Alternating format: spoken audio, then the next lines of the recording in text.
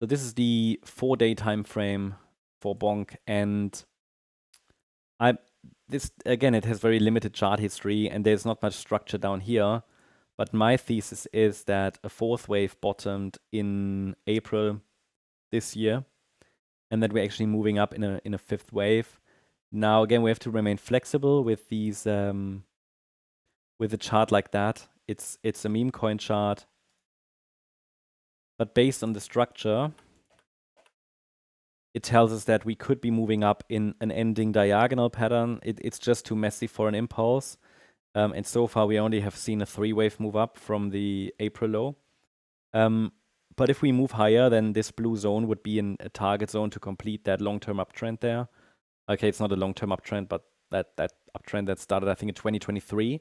So it's the area around 140446 to 262195, kind of as an ideal target area. We have a wave 1 here, we have a wave 2. I believe this could be an A, B, C in wave 3, then wave 4, then wave 5.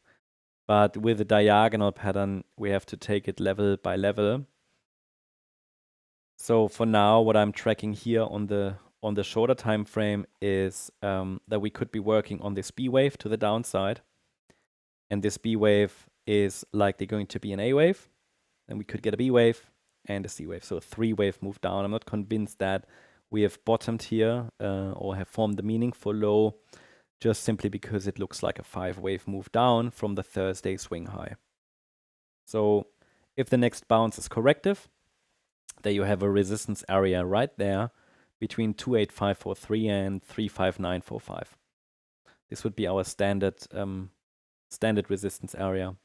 And any rejection there could send it down lower into support. I mean, technically, this is probably deep enough to be all of the B-wave pullback, but structurally, it just doesn't look complete yet. If it's more bearish, it might even come down more directly. If this was a very weak B-wave, not very typical, but can happen. And then we would probably test a 78.6 retracement or come quite close to it. So yeah, overall, still keep the door open for higher, but I think it would look best if we get a broader 3-wave pullback like this. Important is that we hold the 15002 level, the 78.6 retracement, to keep that bullish perspective alive.